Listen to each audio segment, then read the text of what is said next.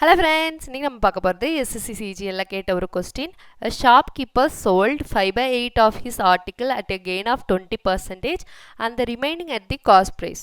What is his gain percentage in the whole transaction?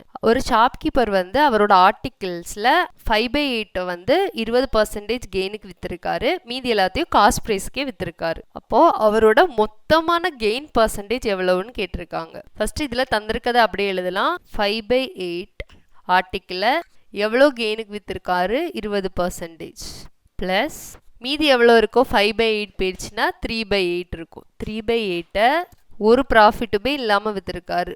Cost ப்ரைஸுக்கு profit என்னது 0. இதை solve பண்ணால் என்ன வரும், இது 0 ஆகிரும். இதை மட்டும் நம்ம சால்வ் பண்ணுறோம். இதையும் கேன்சல் பண்ணால் என்ன வரும், 4 டேபிளுக்கு போட்டோம்னா 2 5 இஸ் ஈக்குவல் டு, இப்போ 5 × 5 என்னது 25/2. இதை டிவைட் பண்ணுறோம். 25/2 என்ன வரும், 12 24 வரும், பேலன்ஸ் 1. இப்போ என்னது 12 1/2%. இதுதான் answer. Like, share and subscribe friends.